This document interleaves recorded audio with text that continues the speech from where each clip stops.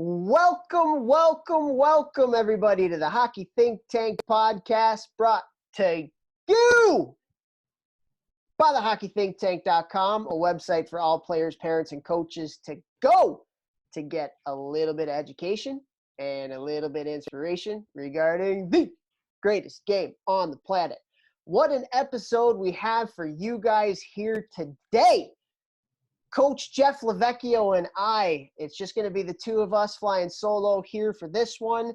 And we are going to continue on our 5 C's of youth development. And we are going to go with talking about hockey habits today and the habits that we think are really, really important when it comes to player development and team development.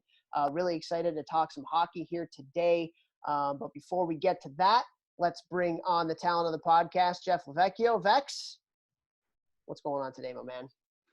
What's up, brother? Just got out of the gym actually for the weekend or for Saturday. Got to work tomorrow too, but had some really good groups in today. But I'll tell you what, like pretty surprised. Well, I guess not surprised, but a little rattled. I've been asking a lot of my junior clients, how are your workouts this year? And I'm always asking that during the year. But so many of the junior players are doing CrossFit during the season.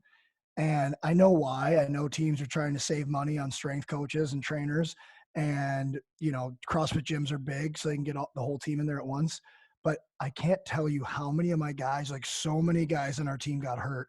So many of our guys didn't like the workouts. So many of our guys retired all season because we were doing CrossFit.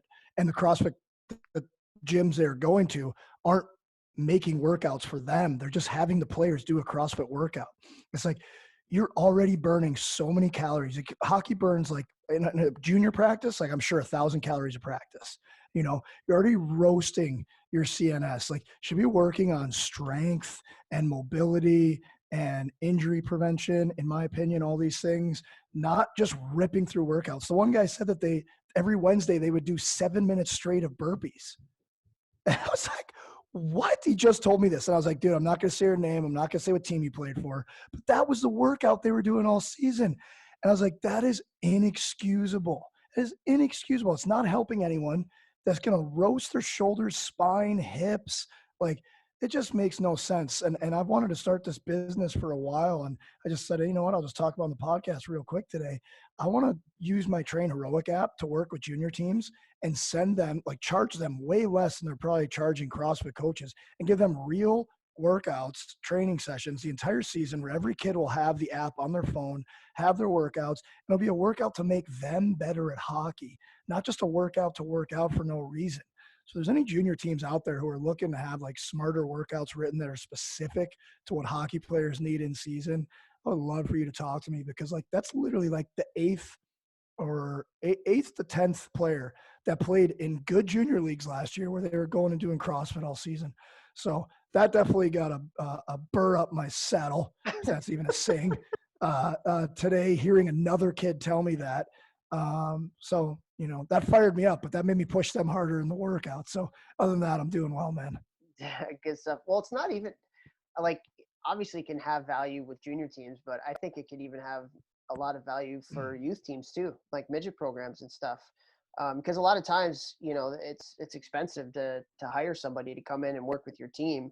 So yet they have the facility, or they have space to be able to do the workouts. And typically it's either dad or the coach that has that on their plate. So any help that they can get, because like we're not qualified to really have the knowledge to really help the kids go through from a strength and conditioning standpoint. So, or even something I've learned the last 2 years coaching, midgets, is the time constraints. These kids got on St. Louis, and you know how I feel about this, but they're playing AAA hockey, 3 practices a week, 2 to 4 games on the weekend. They're playing high school hockey, a lot of them, much to my chagrin, if you will, using cool words today. They have school. They've got to live a life, because I want them to have normal life stuff. I want them doing that stuff. So you got all these things, and then you also got to get workouts in, and you have to get the workouts in. So maybe using the app, like, it could allow the kids to kind of do the workouts on their own time, where it fits into their schedule too, just like thinking out loud quickly. But yeah, I just wanted to throw that out there. If anybody's interested in working with me doing that stuff, I'll probably take on a couple teams this year. I just want to help these guys. Like, hearing this one kid, he's like, I tore my tricep doing that burpee thing. And I was like, Jesus, like, what is going on? Like, just from a stupid workout. Like, Yeah. let's help these kids be better. Anyway, sorry, tangent. No, it's important stuff, man. It's important stuff. I think, yeah, I mean, it's so much different than when we were growing up. And like, I feel like it just went in like phases, you know. For me, I had stand, so we did like all this Russian crazy stuff, duck walks, and which now is, I mean, really good. Back. Yeah, Yeah. yeah. It's all that movement, No mobility, weights. animalistic Yeah. flows. Yeah, It dude. Yeah. wasn't weights and stuff like that. Then, you know, the next phase was get as big and strong as possible. Just football player type workouts, strong, fast, blah, blah, blah, blah.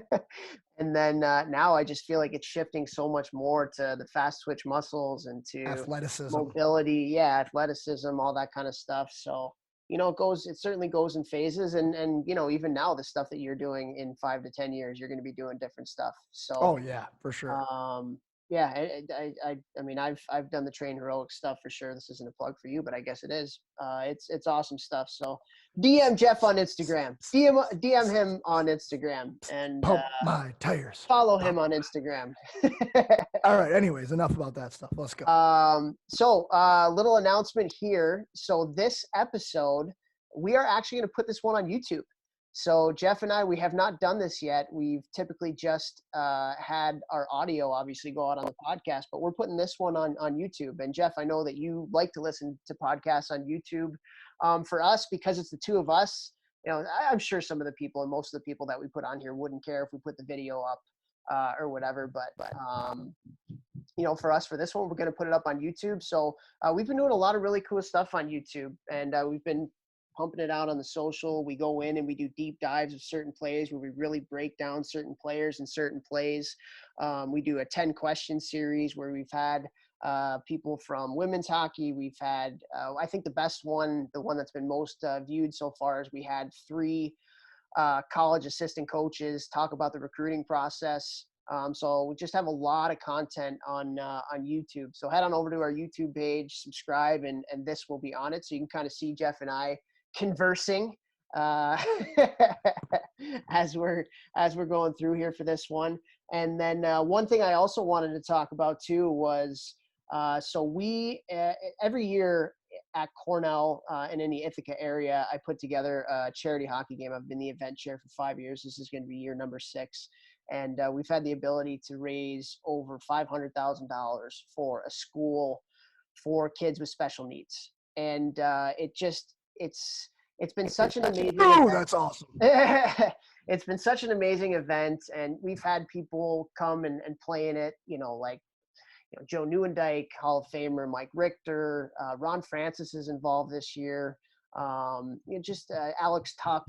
Alex Tuck just actually gave $1,000 to the cause. So thanks to Tucky for doing that through his 89 Foundation that he's put together.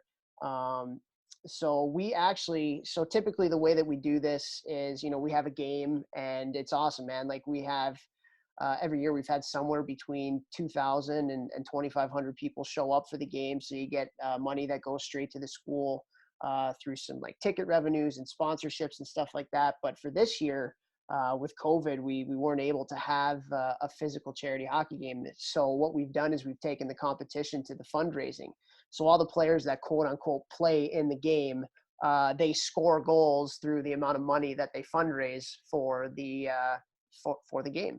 And so it's been really cool. We've actually raised, so we got one more week left in this. We've raised close to $80,000 already just through this little initiative that we've had. And it's been, it's been really, really cool. And as someone, and I've spoken about this, having brothers with special needs, you really understand how important places like this are for families. And it's not just for the kids, but for the families of people with special needs, and the services that they provide and the support that they provide to everybody. I mean, it's so important, and it's so essential. And so the fact that we've been able to raise money for an incredible place like this has been really incredible. And so if anybody out there wants to donate, again, I've not done this yet, but this is a cause that's just really, really important to me and to my family and to our area. You know, go to my Twitter page. It's the website on my Twitter page, in my profile. It's on my Instagram profile as well. If you do want to donate, I would really, really appreciate it. And there's like a little line that you can just put something about the podcast on there, so I can see how many people from the podcast actually go in. There's just a week left. So if you're listening to this on Monday, just one more week to be able to do it. What's today? It's, I think, the 11th. Today is the 11th Saturday that we're doing this. So the 13th is the Monday that this is coming out. It would be incredible. And I've had former teammates, I've had former players that I've coached and their parents, people from my hometown, high school friends I went to college with, a bunch of USA Hockey guys. And actually, so Danny Muse, who's an incredible guy, he's an assistant coach with Nashville Predators. So he donated. And it's just one of the best humans in the world, man. Just like saw it on Twitter. It's like, hey man, how can I help? And so just incredible. And then, you know, who also donated is a one coach, Mike Hastings. So he reached out and he said, hey, I love what you're doing and want to help out. So he donated some money from the Mankato staff. So just kind of goes to show you, Musey's won everywhere he's been because he's such a good individual, and Hastings has won wherever he's been and has done an amazing job where he's been too. So just kind of goes to show you, just like little things like that, I feel like are a huge reason why they're so successful, you know. I love the Hasto texted you and not me. What's up, Hasto? Hey man, obviously, like, COVID's kind of hit my business pretty hard, and I've had to spend a crap load of money to keep the gym the way that it needs to be, to keep everyone 6 feet apart and do all the stuff that I had to do. But put the kid down for $500. I wish it could be more, but you know, it's kind of No crazy times way. right now. Oh yeah, baby, $500. Send me the bill. Send it to my email. My company will pay for it. Are you Gotcha. serious? Yeah, bruh. Come on, bruh. I would have given you a couple grand if it was a normal summer, but these are not normal times. So, yeah, let's try to let's send this out to some more people. Paulie, Staz, I know you're listening to this. Stasny texts me all the time after every episode. He listens to all these episodes. And for any listeners out there who haven't listened to our episode with NHL All-Star Paul Stasny, one of our good buddies. I grew up with him for a long time. I've actually been training him all throughout COVID on Train Heroic for a couple months now. Listens to all our podcasts. Staz, don't be afraid to throw a couple shekels at Topher. Challenge him. He's going to be like, God, he's calling me out in his car right now, gripping his steering wheel. This guy making me donate. No, I'm just hey, kidding. his teammate in Vegas there, Tucky, donated $1,000. So you don't let Tuxky one up you, Staz. Let's go, baby. Oh man, dude, thank you so much. You make me cry like before we even started this freaking episode, but it's all good. Okay, shall we get to it then? Let's hop to it. Okay, so what we're going to do here for this episode is we're going to talk about hockey habits, and I broke it down into 5 different categories of habits that we can teach our kids, and kids can get something out of this. So the way that I've broken it down is through team, through position, and then attitude. It's going on YouTube. Drinking ghost right now. Thanks, Dan. There you go.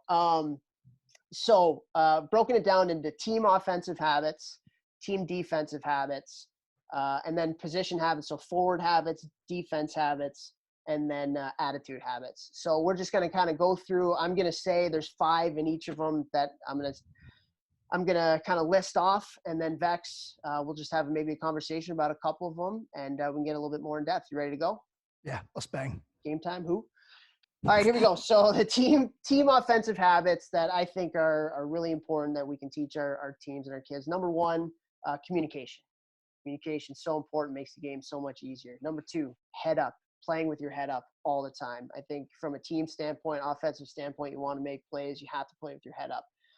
Number 3, a net presence. So there has to be some sort of a net presence if you want to score goals. Goalies are too good nowadays where if they're going to see it, especially if it's a shot from distance, they're going to save it.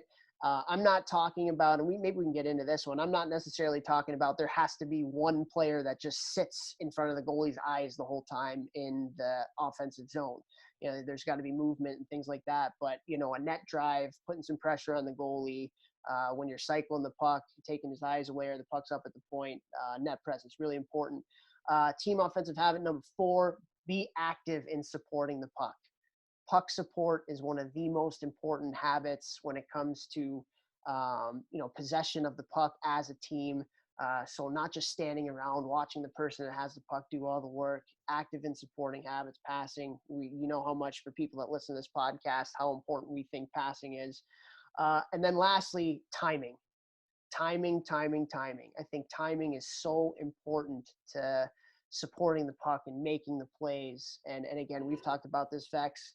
Uh, so much of the talk in hockey nowadays is fast. And there's certainly a lot of merit to that to a certain extent. The best players know how to time it. They know how to time plays. So those are the 5 offensive habits I think from a team standpoint, I think are really important. What do you think? Is there one that sticks out to you, one you want to talk about, one that you as a player thought was really important? I mean, for me, obviously net presence, because like my last 7 years, once I went to Europe, I just realized, oh, the puck's always got to go to the net. If I just always stand there, I just got more points. And you said a couple things like, oh no, somebody doesn't always have to be standing there.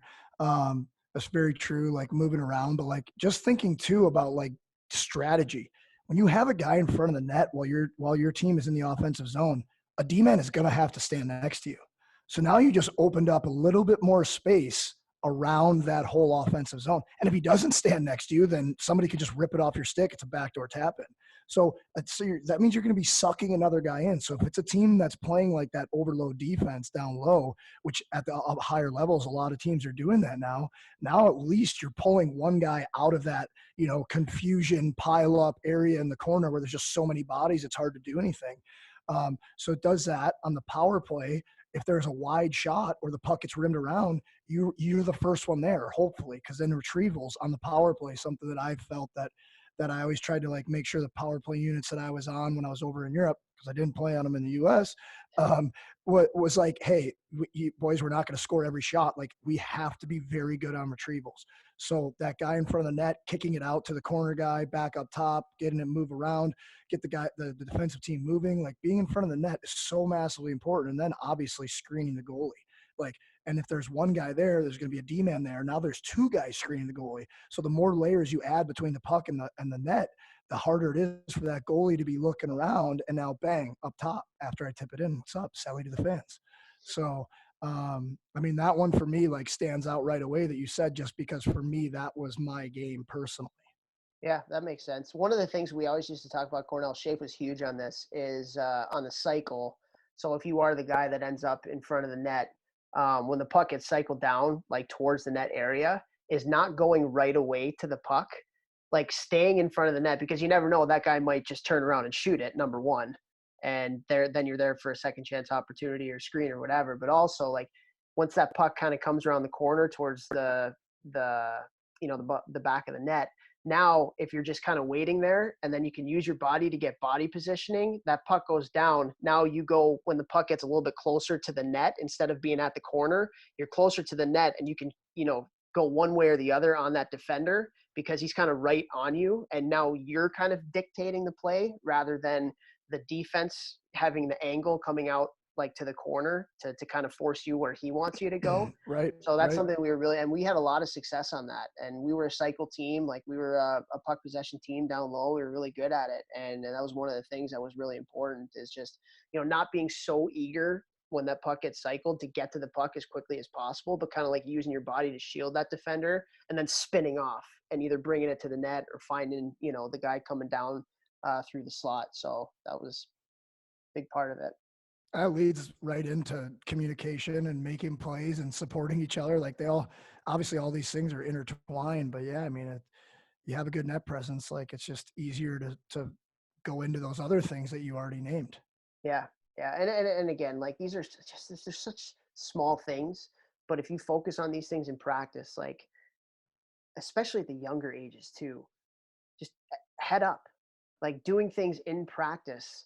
So kids have their head up all the time. I mean, it's just every good player, every great player is always scanning the ice, always playing with their head up, always looking for options, always reading the play. And it's just things that just make the game easier for everybody, you know? I mean, and it's hard when you're young to do some of these things, but the more you force yourself to do them, the easier they will be when you're older. And I learned that the hard way because I didn't do a lot of these little things. I mean, nobody was really teaching them, but like I never played with my head up because I was just faster than everyone. And that caught up to me as I got older. Like it did. And you know, there were coaches, keep your head up on your stick handle. And I just kept my head down. And that hurt me as I got to the AHL at the highest levels. Like, it was hard for me to express the whatever skill that I did have because I had to have my head down all the time. And it's like, man, if I just forced myself to have my head up every practice, it would have been way better. Yeah. Yeah. And then the last one I wanted to kind of talk about was timing. I think timing is so important. It's one thing I'm going to incorporate. I didn't coach this year, but I'll be coaching next year. It's like so many of my drills, I want to incorporate timing because I really feel like kids aren't very good at it. I feel like from such a young age, they're told fast, fast, fast, fast, fast, fast. And again, there's an element to playing fast. There's no question about it. Attacking when the defensive team is, right after a turnover, getting the puck up north fast so they can't get in their defensive structure, being able to think fast in small area games so you can put in these little small type situations and you're able to kind of think it through there. Like that's really important. But when we're always preaching that and we're not teaching the kids to actually time plays, again, do a drill. I challenge the coaches here. The next time, if you're able to have a practice, whatever that may be, do a drill with timing involved where there's two players and one person has to do like a Gretzky escape on an entry and then the second player has to time it. And I guarantee you 8 out of 10 players will be way too far ahead to get that pass. And I see, so if you're on YouTube, you see it right now, but Jeff's just shaking his head because it's true. And I'm sure a lot of the coaches, even the higher level coaches, like in college, like the kids weren't even great at this. But it's just having your head up and timing things so you can understand when to hit spots, when to jump through holes, rather than being ahead of the holes so many times. And just like even the guy with the puck, like when and how to pull up in Gretzky turn. Like I would demonstrate it before the drill, like with our coaching with Bera and Durso. All right, this is what we're gonna do. We're gonna do a pull up and hit the late guy. They would come in full speed and not do like a pull up, like basically just do like a turn while moving forward and then try and pass it. And I was like, what did that do for you? Okay. They're like, they don't understand what I'm saying. And I'm like, all right, well, like, what is the purpose of pulling up? To give yourself time and space. Oh, I didn't know that's why I was doing it. I was like, okay, well, think while you're doing things first, intention, but like make a fake. If you're coming down and you're right-handed coming down the right wall, wind up, pump fake. Because what's that D-man going to do? He's going to go to block the shot. Now, when you make that big pull up, you just created time and space. Now the guy coming late, find the hole, find that time and space. Like it's so much about timing. Like you're so right. And I think that the whole preaching fast, fast, fast, fast, fast, fast, fast. It's like, yeah, well, you got to be fast in the right times. And then other times you want to be slow. So that massive, massive.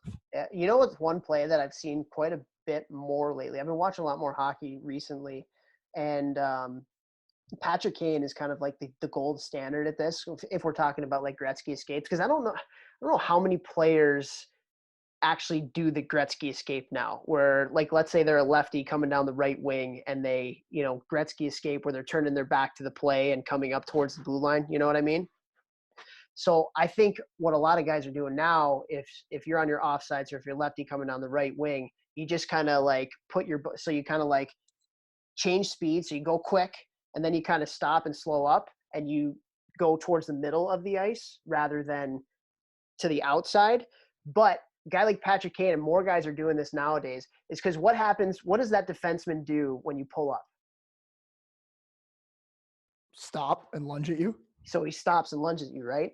So what you see a guy like Kane do, as soon as that guy stops and lunges at you, it's a Savard spinorama towards the outside because he's on his toes and he's coming up north at you. And now you're spinning around, doing a spinorama, and you're cutting back and going toward the outside and coming down, like as he's off balance. And you can beat that guy, maybe not necessarily to the net, but it gives you time and space to maybe able to make a play to the middle. Or if you're fast and you're good on your edges, you could beat that defenseman. It's just that like speed change that just kind of messes him up. I've seen a lot of that lately. It's something to incorporate, like when you're doing your practices and your practice plans. I'm going to have my kids doing that. So they're changing speed, speeding up, and then they're kind of delaying, and then a quick spinorama and go.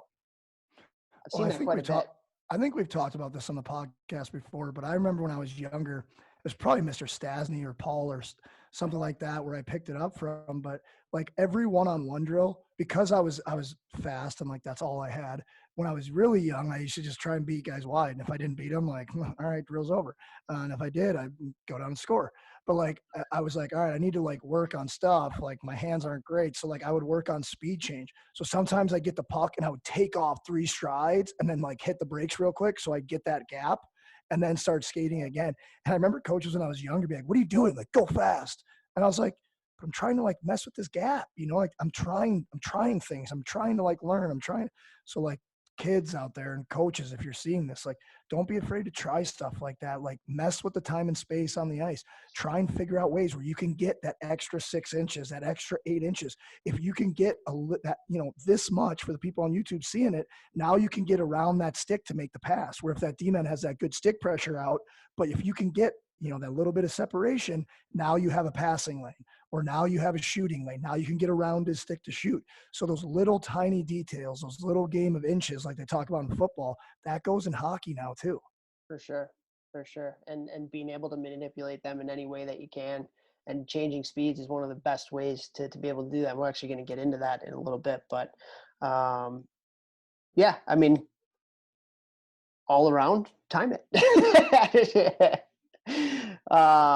That's kind of what we were talking about. We had a little tangent there. That's okay though.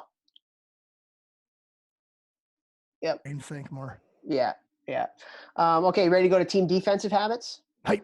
All right. Team defensive habits. Here we go. Okay. Number 1 is the same as number 1 for team offensive habits. That's communication. Being able to communicate on the ice, sorting things out, pointing it out. I got this guy. You got that guy. I mean, it just makes the game so much easier. Why don't we go one by one here so we don't skip them? Like Okay. go communication the next. So like what you just said, like sorting it out at the levels that I've coached, which is only, you know, like 10-year-olds when I was still playing a long time ago, and then 16s and 18s the last 2 years. One of the biggest problems that age group has is sorting it out on the rush. And it's as simple as I always say to the D-man, like you're facing the guys coming up the ice.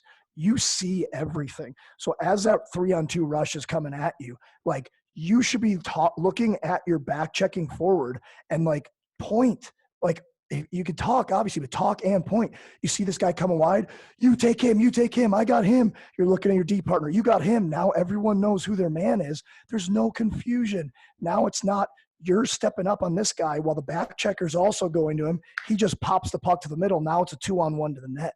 And it's literally as simple as killing it from a point and yelling, like one thing. I got him, or you, me. Like it's so easy, but it's not, because guys don't want to do it in practice. And from my experience, if you do not do it in practice, you are not going to do it in a game, no matter what level you're at. You know, even the best players in the world, like I've asked this to the NHL guys that I train, KHL guys that I train, how many guys have you played with that don't practice hard, but are sick at the highest levels?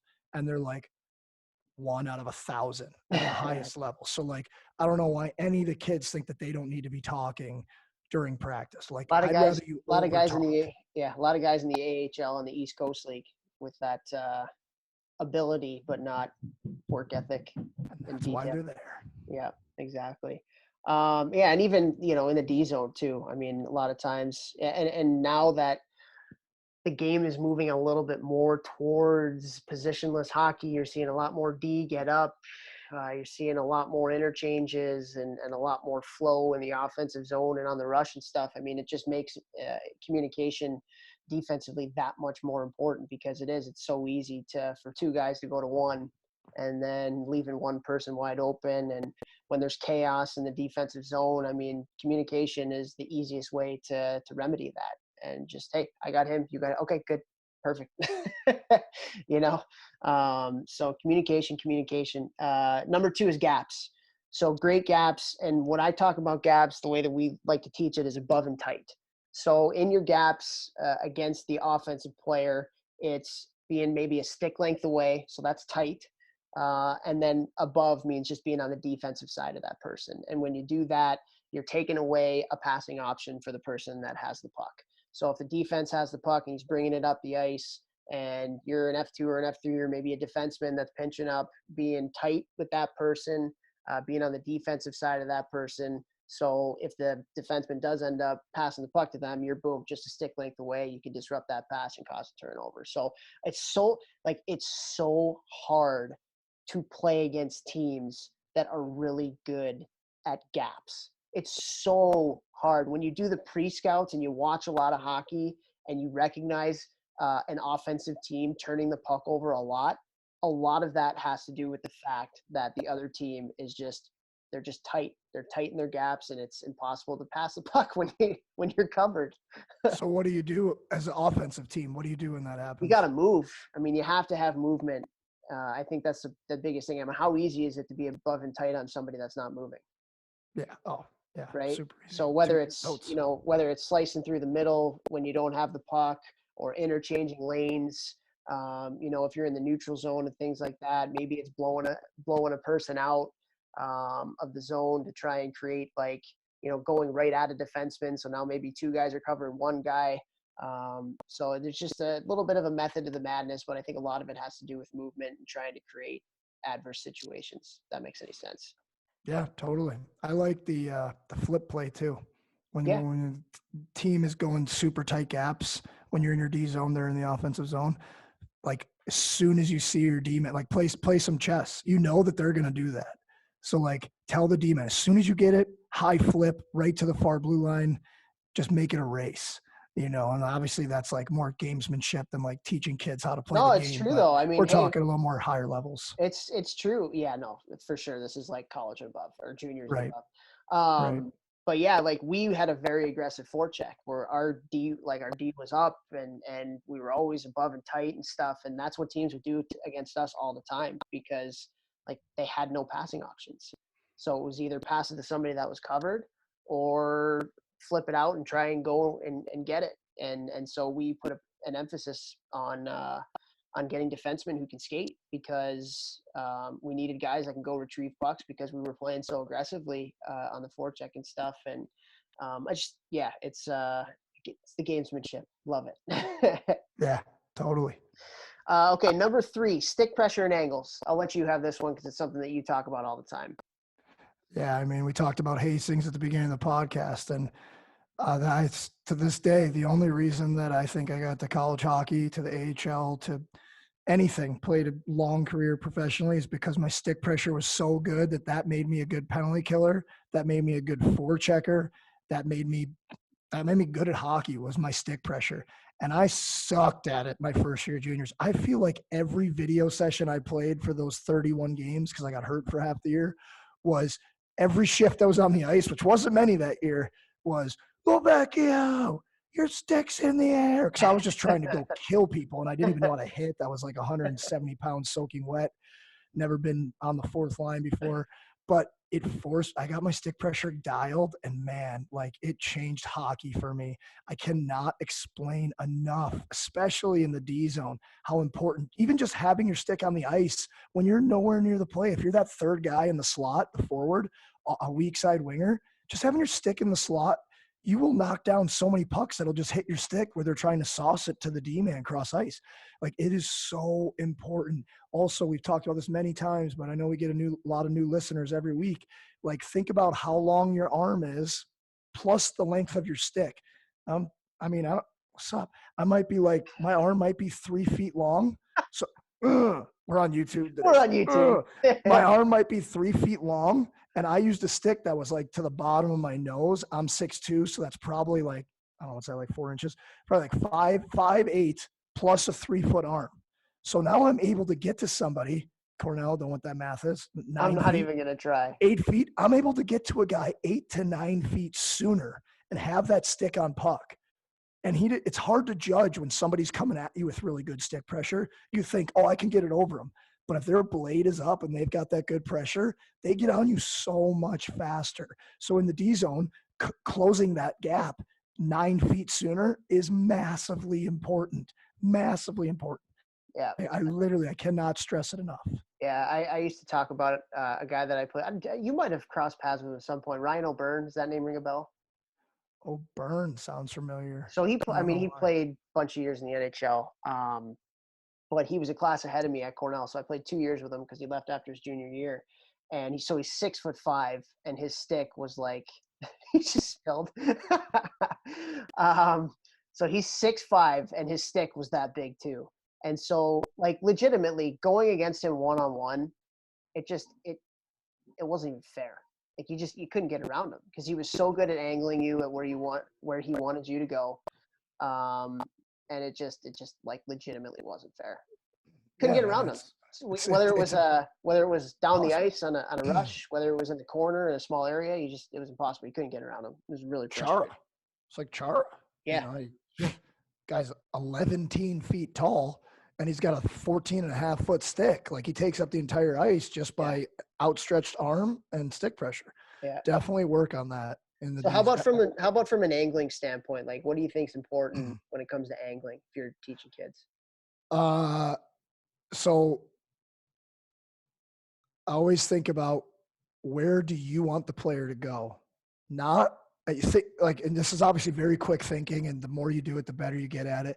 It's, where do they want to go, and where do I want them to go, and how can I force them to be in the worst possible position on the ice? So, like, if a guy's coming down the boards, where does he want to get to score? The middle of the ice is obviously much better than shooting from wide. So now I'm thinking, I got to keep him out of the middle of the ice. So I have to, like, kind of get above and then stay closer inside to the near post of whatever side he's on the ice. You always want to be able to have that angle back to the near post, not to the far post, because then he's getting off a better shot. So I just want to always think my angle is from the near post, and then, like, an angle, a straight line out from the near post to where I'm at. And I want to keep him outside, on the outside of the ice, always keep him in the least dangerous possible spot on the ice he can be. So for me, I think it's just like, where do I want this player to go? And then if he does get a shot, I want to keep it as far away from the net as possible. Yeah, yeah. How about I you? Like, yeah, no, I think you hit the nail on the head in terms of it's basically trying to get that person to go where he doesn't want to go and where you want them to go. And right. that could be from a skating standpoint, but that can also be from a passing standpoint. Like, you want to use your stick to angle the takeaway passing lanes as well. So if there's somebody, and it's again reading the rush, what's the situation like? How many players do they have? How many players do you have? Maybe on a forecheck, you're getting up. Maybe it's a team that likes to go up through the middle. So you're putting your stick in the middle. And that's, again, a pre-scout thing that you can talk about at the older ages. But again, I think a lot of times it's forcing them to go to the outside. As an offensive player, you want to get the puck to the middle, to the dirty areas. That's where a lot of the havoc happens. So trying to keep them, using your stick to keep them to the outside, and getting them to go where obviously you want them to go. I think that's a good way of teaching it. So. Like that. All right, moving on. The next one that I think is really important, number 4 on team defensive habits, is back pressure. I think back pressure, again, you go back to being really hard to play against. Back pressure is very hard to play against. So what back pressure does also from a structure standpoint is when you have players back checking or tracking, whatever you want to call it, back checking hard, it allows your other defensive players to have tight gaps and be above and play aggressively on the players without the puck. Because it's almost like a safety valve. Somebody's coming back hard. If you get beat, it's not as big of a deal when there's players back checking as if there's no players back checking. So back pressure goes hand in hand with being able to play with tight gaps. And again, especially when you're back pressuring through the middle too. That's something that we would talk about with our players all the time is, when the puck goes away from you, you're coming back hard through the middle, because that's the guts of the ice that you want to take away. That's where the offensive team wants to go with the puck. That's where they want to create their offense and their havoc. So I just think back pressure is a huge piece to that. Yeah, and then thinking from an offensive standpoint, like, I would urge everyone to watch, like, Datsuk steals. Like, watch Datsuk steal pucks on the back pressure. Like, is unbelievable how much offense he created off of a back pressure steal. Like, and you think about it as you're the guy coming down the ice. When you hear a guy coming on your back, now you're like, it's in your head like, oh, he's coming behind me. And now the D-man's coming at you. Now you're kind of getting like sandwiched, and you're like, oh man, dump it. So like, it forces the opposite team to make bad plays when you back pressure harder, which is going to lead to more offense. Everyone has more fun playing offense. Yeah, for sure. And even like if you have the puck too, and you have somebody that's hounding you from behind, like, again, what does an offensive player want? They want time and space. So when you have somebody pressuring the puck from behind, that's hounding you. It takes away your time and space, and you're not able to make plays. Well, I mean, we talked about him a lot, but also I'll give another Hastings quote here. I remember he always said, and I say this to my teams all the time, if you give a bad player time and space, you make a bad player average. If you give an average player time and space, you make an average player good. You give a good player time and space, you make a good player great. And then conversely, the opposite. If you take away a great player's time and space, you make him good. If you take away a good player's time and space, you make him average. Take away an average player's time and space, you make him bad. So that's how important time and space is. And he was saying that in 2004, and it's even more prevalent, more important today. So it's everything. It's everything, man. It's the reason why he wins. Proof. wins, no matter what. Okay, lastly, the last one I have is being ready for transition. Sorry.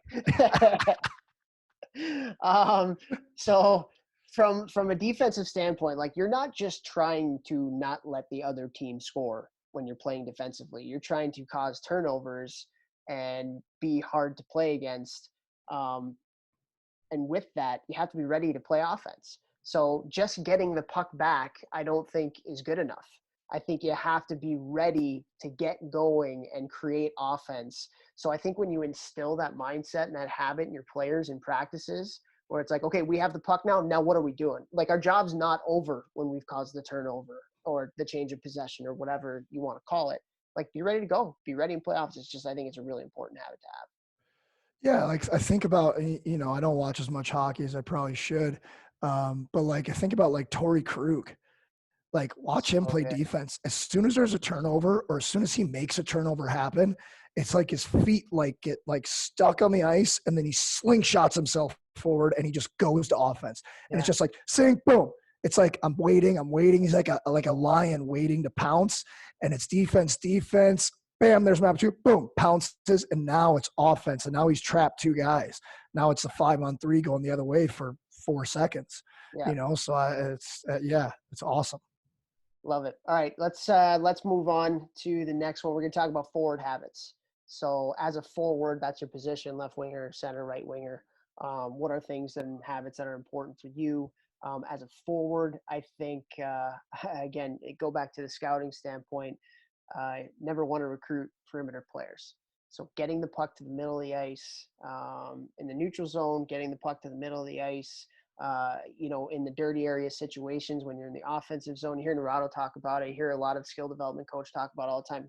Get off the wall. Get the puck off the wall. It creates a better angle for you on the rush. Again, it manipulates. Now the defenseman has to move laterally. Again, the easiest way to defend somebody is if they're skating in a straight line down on the width of the ice, which is something that's important to talk about. I mean, you talk about it too. Like, if you're bigger, faster, stronger than everybody in Pee Wee, and the coach allows you just to skate in a straight line and go score because you're just bigger, faster, and stronger than everybody, you are doing your players a severe disservice for when everybody catches up to them and they're no longer. I want my 10-year-old team to win this tournament. Yeah. So getting the puck to the middle of the ice, and it kind of goes again with playing with your head up. Get the D off the wall, create a better angle for yourself in the middle, in the offensive zone. Don't just be a perimeter player. Get to the dirty areas. I just think it's so important. And just like making better angles for plays on the ice, like you said, like for like shooting, but also like passing, like using the wall to pass is such an underrated skill. And like you can manipulate by stepping 3 feet off the wall. Where does the D-man go? Comes with you off the wall. Now you got that guy slashing behind him. Now the pass off the boards is going to be at an angle where the slash guy can pick it up in stride. Whereas if you just stay right along that wall, like if I'm on the side, I can say right along that wall, and now I try and bank pass it off the wall, it's going right into the corner and dying in the corner. Now your guy can't pick it up and make a play. He's got to go get it in the corner and get murked from behind. So like stepping off the wall creates better bounce angles for the puck going off the boards. Yeah, if Benny Sire listens to this episode, he is going to be extremely, extremely happy. He loves He loves nothing better than a good indirect pass. Yeah. Yeah. I used to indirect pass to myself like it was my job. That's because I wouldn't stick handle around guys. I'd throw it off the back wall, beat the D-man as he turned, and walk into a shot. The boys That's would a way rip. too. I mean, we're talking about good gaps defensively. Like if you have the puck and the person has a good gap on you, and how many people can beat somebody one on one at the older ages? Very, very few. Doesn't happen. So a great play is, again, that guy's really up on you. It's a little chip off the wall to yourself, and then try to beat him. And he's either going to beat you to the puck, which he's skating this way while you're going that way, or you're going to beat him, or it's penalty because you're going to beat him and he's gotta hook you or hold you because you have the speed now. So, but one of the other things, this is something I saw a lot. So when I was at Hardy's camp last summer, Narado and Greg Moore, who was the head coach of the Steel at the time, now he's the head coach of the Marlies in the AHL in Toronto. Great man. Yeah, and Brock Sheehan, who's the head coach of Chicago now, they were talking about how in Chicago they did a lot of drills angling offense versus defense. And we as coaches so much talk about angling from a defensive standpoint. And we don't really teach it from an offensive standpoint, right? So it goes back to What what's do you mean offensive angling? What do you mean? I will get to it. Oh, sorry. I got excited. I know. No, it's new. good. No, so just think about it. And for everybody listening, think about on the ice. So again, the easiest way to defend somebody is if they're going in a straight line down the ice, especially like along the wall, right? So one of the things that they were talking about, and it goes back to getting the puck in the middle, is if that person's trying to angle you towards the outside, skate right at them. Skate right at that player, because now you're taking away that player's ability to angle you to get them where you want to go. Because if you think about it too, so you're skating the puck up the ice and there's somebody that's just kind of standing there flat-footed. How easy is it for you to beat that person one-on-one?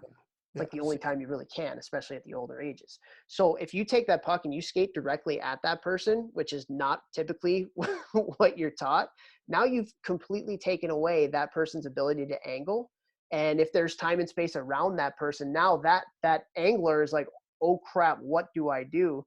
So they did some angling drills like that where it's almost like you let them do the offensive player do their own thing and just kind of skate down the wall because that's what we're always taught to do. And then they get angled and the defensive player takes the puck pretty much every time. And then you say, okay, now skate right at that guy, skate right at that defensive player. And it was amazing how many times the offensive player beat that defensive player the next Kind of time. like a deer in headlights. You're kind of Yeah. like, you're always like, I got to angle. Oh my God, he's coming at me. What Yeah. the? Again, it goes back to Belfry and Nicholas. They talk about it all the time. It's you dictating the play. That's what it is. It's you as the offensive player dictating where you want to go rather than the play being dictated and you being reactionary to where the defensive player is trying to get you to go. I just started thinking about that text we had a few months ago with me, you, and the Savage, Mr. Dunkin' Donuts, Adam Nicholas from Stride Envy, just talking about reaction versus this stuff. Yeah, it's And awesome, man. yeah, that's cool. But I saw it, like at Hardy's camp a few years ago, or not a few years ago, last summer when we were actually doing the drills and you're teaching the kids how to take away that defender's ability to angle you by kind of skating right at them. And it made a world of difference. I thought it was a really, really, and that's why I just love being able to talk to these guys about hockey because they just think it on such a different level. And Just always trying to one up the guy you're going against. Always try. He's doing this. Well, now I know he's doing this. I'm going to do this to counteract what I know he's going to do. And then he's going to do that to counteract what he knows. And it's just like constant chess, like all the time, like constantly be working your brain and thinking, what is he doing? What does he want me to do? What should I do to negate what he's trying to make me do? And like just constantly thinking that way. But seriously, when I started thinking about hockey in my later years, like that stuff, like, okay, I know this guy wants me to do this. I'm going to look like I'm going to do this. And at the last second, I'm going to do something else. Like it helped me so much. Yeah. In the computer. All right, let's move on. Okay, speed change, the next habit as a forward, how important speed change is. We talked about this a little bit already, but just being able to manipulate the defenseman by changing speeds. Again, you just think about it from a defensive standpoint. How easy is it to cover somebody that's going at one speed, even if you're going fast? But again, what does speed change do? It gets you to do something or gets the defenseman to do something that you want them to do. And it almost goes back to that first conversation that we had with Patrick Kane doing that spinorama on the rush. he's changing speed, stop, start. That's really, really hard to defend. And for any parents or players or coaches out there listening, not really understanding why speed change is important, think about defending Toph. Toph's going full speed. So what are you doing? You're matching that full speed. Now, as he's going out of nowhere, Toph hits the brakes. Well, you can't hit the brakes right away. You didn't know he was going to do that. So now you hit the brakes a second later. Now he just gained 8 feet of time to do something. And then when you stop, maybe he starts going again. And now maybe he passes you. Or now he pulls up and now he's turned away and he's powering out of that turn. So not only did he create an 8-foot gap, now he's skating out of that turn. So he turned 8 feet into 12 feet. So like that's what we're talking about with speed change. The whole goal of speed change is to manipulate space and time on the ice to try and create pockets of space and time. For sure. And you can do that from a team standpoint too. Like that's why a lot of teams will slice a winger through the neutral zone to create that gap in between kind of like the defenders and then the next wave of defenders where the forwards are. And so what that does, if you have a guy slicing through the neutral zone, they have to have a guy or maybe two guys, if they're not communicating right, that go with them. But now that player's gone all the way through. And now you have your second wave of offense coming up. And what are those people doing that just had to take the guy? They're standing still. So the speed change, the speed Belfry speed differential, that's the way that he talks about it. It's just, it's very hard to defend players and teams that change speeds on the ice. And it's very easy to defend players that just keep going the same speed. So number 2, speed change. Number 3 is manipulating the defender's feet. You hear a lot of hockey development guys, especially in the NHL, talking about manipulating the defender's feet. How do you do that? Number 1, you can do that through speed change, but also you do that through deception with your body. So, if I'm going to take my head and my shoulders and, I'm going to the middle, now you're going to force that defender to maybe cross over or go towards the middle of the ice. And you've sold that going that way, boom, now you're going the other way. And so just being able to manipulate the defenders through the speed change, which we've talked about, getting the defender on their toes when you stop or having to stop and then you go again. But then also with your upper body, and you hear higher level guys talking about separating your upper body and your lower body. So with the deception standpoint, it's like really selling a shot or really selling you're going one way and then going the other way. That's something that Stan talked a lot about, my youth coach, for people who are new to the podcast, crazy Russian guy who was amazing. But he was always talking about manipulating the defenders before deception was a sexy thing. Yeah, totally. And pump fakes. Like I'm always talking to the kids about pump fakes, like hit a quick pump fake. Like what's that D-man going to do? His feet are going to go together because he's thinking block the shot. And the quickest, the way you could try and quickly block a shot is to try and like get everything tight. So they suck their feet in. Well, now their feet are in. They have no power to go any direction at all for like a quarter of a second. So you hit that pump fake or you wind up and fake. They suck in. Now you take 2 strides. Now you have a shooting lane. So yeah, anything you can do. It's always cat and mouse. Yeah. All right. Number 4, scan and shoulder check. Scan and shoulder check all the time. Wingers on the breakout. Scan and shoulder check in to see where the defenders are coming. Are they pinching? Are they not pinching? In the offensive zone, scanning where the defenders are, where your players are, so you can find them in little pockets around the offensive zone.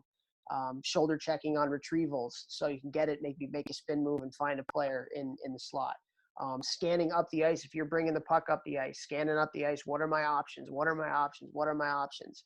So just playing with, again, it's kind of the same thing. I mean, it is the same thing as playing with your head up, just a different way of verbing it, different way of verbalizing it. Thank you very much, Western Michigan.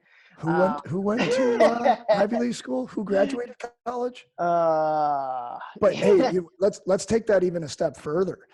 Doing it for your line mates, doing it for your teammates. If you watch the NHL or you watch the best players play, like I'll just use D partners as an example. If you and I are D partners and the puck is coming to you, the puck is going to Topher. Me as Toph's D partner, I should be looking at Toph, scanning the ice. What's coming at him? Hey, you got one right on you, one right on you, one right on you. Or you scan the ice, he's going back to get the puck. You're screaming, time. That helps that player make an informed decision like so much better. And it's unselfish because it takes energy to do it for someone else, but you can be unselfishly selfish because now he's going to make a better play that maybe he gets you the puck. Now you have more time. Maybe you get an assist because you just talked to him. Like just scanning for your teammates is massively important. You're the guy in the middle on the breakout. You're the center slashing through. The guy on the wall's getting a rim. Instead of you just hoping he makes a play, be like, he's pinching, kick to the middle. Or you got time. Like me as a guy who didn't have great vision, I would say to my line mates, if you guys want the puck, I need you to talk to me. Like, look, I'll be a horse down low. I'll spin. They will never get the puck from me. But if you want it, you got to be yelling like where you are. And I won't even look. I'm good at listening. I'll find you, but you need to talk to me. So like it is so helpful when your line mates, teammates scan guys on the bench. You know what drives me nuts? I don't know if we talked about this. When the play's coming by the bench and the boys on the bench don't talk to their teammates. Yeah. Like I lose that on my team probably over anything else because I'm like, that is a selfish play. You see, because like it's usually you're coming up the boards and it's a winger who's about to get pinched on. He's right by the bench and he's about to get murdered and no one on the bench says anything. I will grab them by their shoulder pads and be like, you help your line mate. If you were about to get murdered with your head down, wouldn't you want somebody to yell heads up? Wouldn't you want somebody to yell like coming from the middle? So guys on the bench, you can make your teammates better while you're on the bench by scanning the ice for them and yelling. And maybe because that D-man pinches, he hears that guy's coming on him, he rips it off the boards, breakaway goal. And it literally was scored because you yelled from the bench. The guy not even on the ice was a major contributor to you scoring. Yeah. So like constantly helping your team, everyone's helping everyone. People helping people. Yeah, ELE. I like that. There's not much more to say. It's good, and we're actually a couple of those things that you touched on. We'll get to in future habits. So I like it. But I agree with you, man. I mean, an active bench I think is so important. So important. And just to keep the boys in the game too. Exactly. It keeps you engaged. engaged. Motivated, keep you engaged. Like keep talking. Like when kids come back to the bench, and obviously your kids, you got to learn these things. I didn't learn this till I was older. But like come back to the bench and sit with your line mates. Don't sit with other guys. Sit with your line mates. Hey, what are you seeing? What are you seeing? Oh, good talk to me there. So like if somebody did something that really helped me, I'd come back to the bench and I would positively reinforce my line mate. Hey man, thanks so much for yelling. I got you the puck easily because you yelled. Well, now he's going to want to do it more because he knows that I liked it and he got the puck. And I'm like, man, just keep doing that. I'll keep getting you the puck. And now he's doing it. So he's making me better by helping me get the puck and know where he is. And then I'm making him better because now he gets the puck in a better spot. So again, like everything goes together. Like it's just help each other out. Creates chemistry within a line. And I'll do a little bit of a tangent and then we can move on. But so I obviously do team building a lot. It's one of the huge pieces of my business. And I'm a big believer that the better your culture is and the more your guys love each other, the better your bench is going to be and the more communication you're going to have on your bench. And so like, cause I've been there as a coach where the team wasn't really connected. They didn't love each other. And it's a tough thing to try and get your guys to communicate. It's just the love for wanting to do it together and with each other is just not really there. Where does that start? I mean, it starts away from the rink. It starts with what you're doing and your conversations and all that kind of stuff. So, hi, Paige. You want to say hi to everybody real quick? Yeah. Say hi. COVID. There you go. we're all. This has happened to everybody as we go. I'm going to keep this in here. I'm not even going to edit it out. I love it. But yeah, it starts how you treat each other away from the rink, as teammates, as leadership. I mean, it's all encompassing, and we've talked a lot about this on previous episodes. But yeah, like if we're talking about communication on the bench, if your team's not close, there's not going to be a whole lot of communication. It just doesn't even matter, right? So, okay, last habit here for forwards is make plays. Make plays. Just make plays. Offensively, defensively. Make plays. Don't be a passenger out on the ice. Don't be afraid to make mistakes. Make plays. And for all the coaches that are out here, winning a Bantam national championship and dumping the puck in or, playing it safe or whatever, let your kids make plays. Let your kids figure it out. Let them make mistakes. They're not going to get any better if they don't have the confidence to be able to make plays up and down the ice, both again offensively and defensively.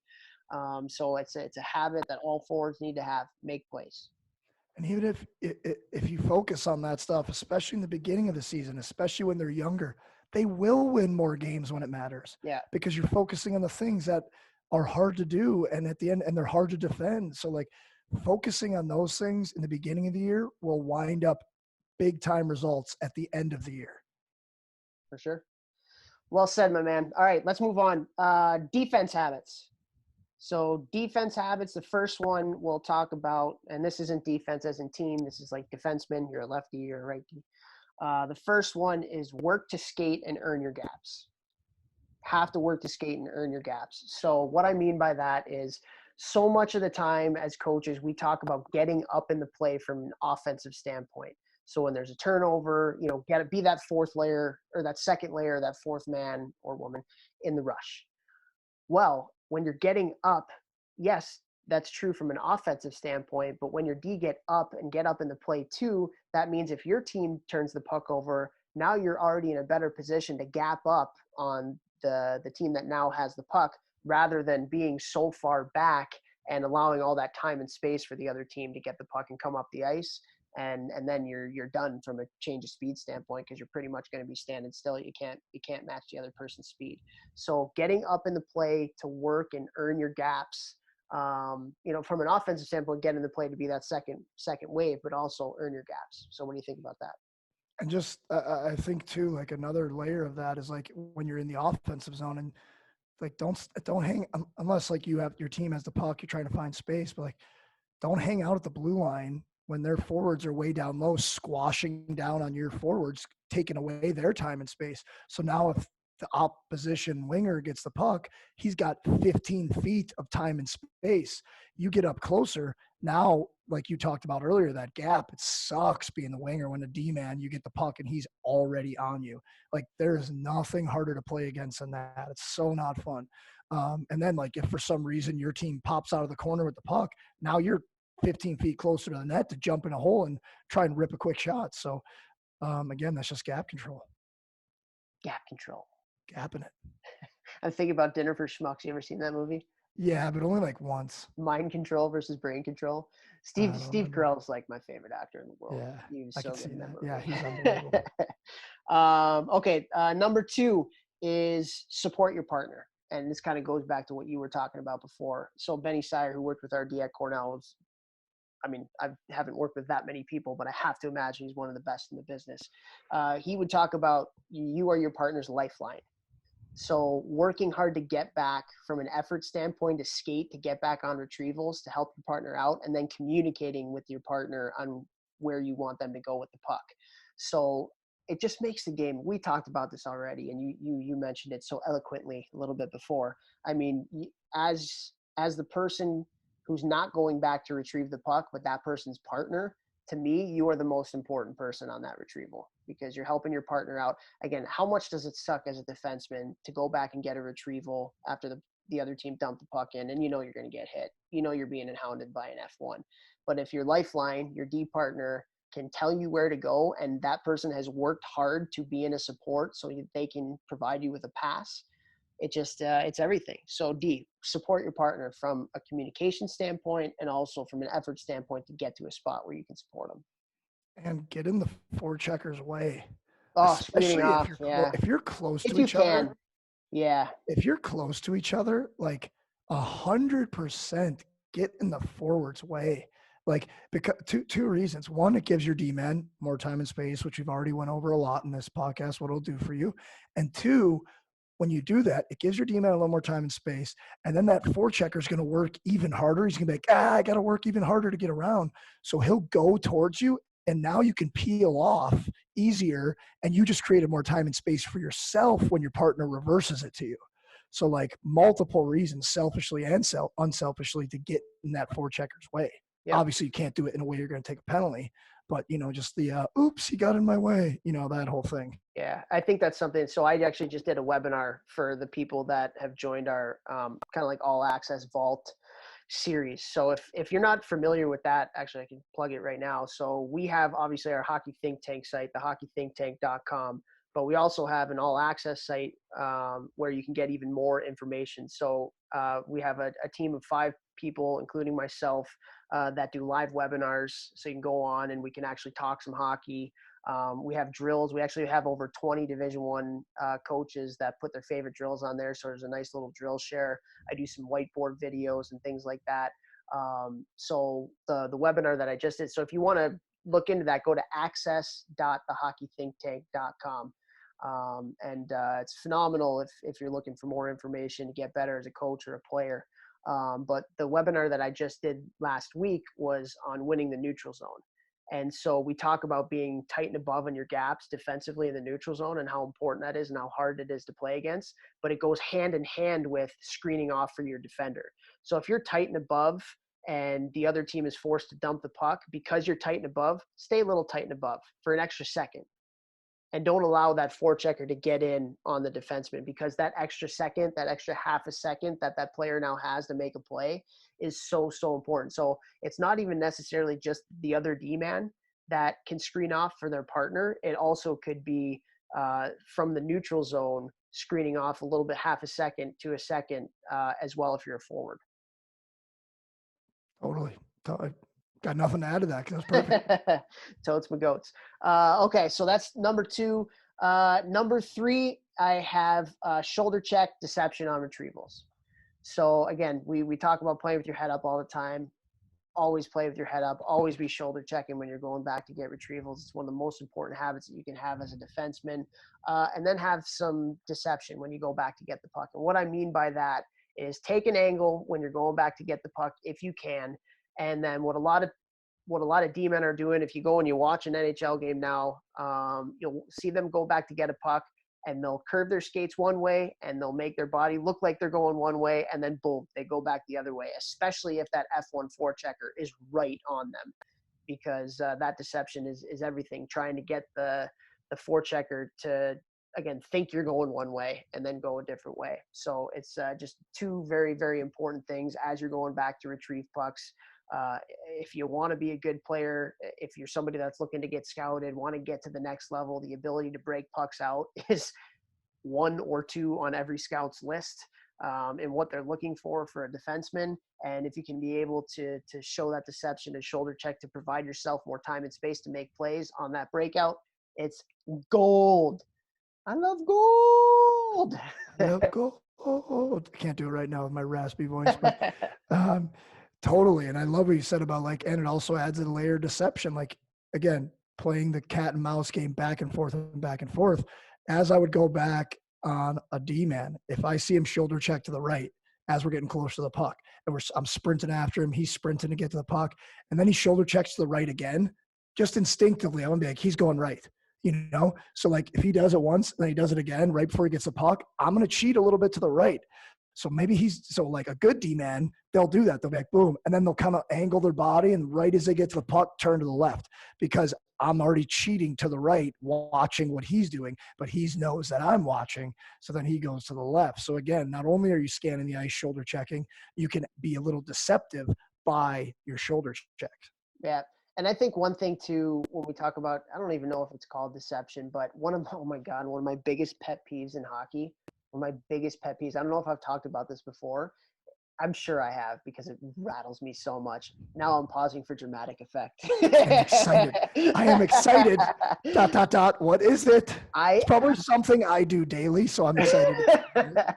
So one of the things that really rattles me is when a player skates the puck to a player and then passes it to said player on your team and brings all the defensive players over to that area of the ice. And it just, so for a defenseman, when a defenseman skates the puck to their partner and then passes the puck to their partner, it rattles me so much. Or if a defenseman skates a puck up to the winger on the breakout and then passes the puck to the winger, because they get in trouble. What am I going to do with it, right? What am I going to get?